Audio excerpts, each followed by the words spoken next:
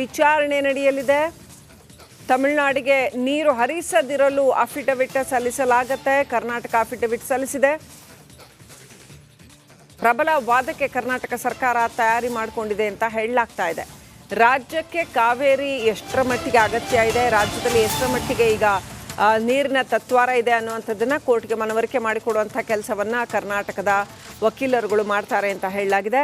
ತಮಿಳುನಾಡಿಗೆ ನೀರು ಹರಿಸೋದಕ್ಕೆ ತಮಿಳುನಾಡು ಕೇಳ್ತಾ ಇರೋಷ್ಟರ ಮಟ್ಟದ ನೀರು ಹರಿಸೋದಕ್ಕೆ ಸಾಧ್ಯ ಇಲ್ಲ. ಆದರೆ ಈಗ ಮಧ್ಯಂತರ ಆದೇಶ ಏನು ಬಂತಲ್ಲ CWMA, ಅದರದ್ದು ಎಷ್ಟು ನೀರು ಹರಿಸಬೇಕೋ ಅದಕ್ಕಿಂತ ಜಾಸ್ತಿನೇ ನೀರು ಹರಿಸಲಾಗಿದೆ.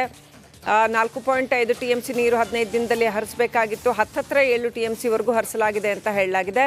ಸೊ ಇದೀಗ ಮತ್ತೆ ಸುಪ್ರೀಂ ಕೋರ್ಟ್ ಮೆಟ್ಲನ್ನು ಹತ್ತಿರೋ ಹಿನ್ನೆಲೆಯಲ್ಲಿ ರಾಜ್ಯ ತನ್ನ ಹಿತವನ್ನು ಕಾಪಾಡಿಕೊಳ್ಳಲೇಬೇಕಾದ ಅನಿವಾರ್ಯತೆಯಲ್ಲಿದೆ.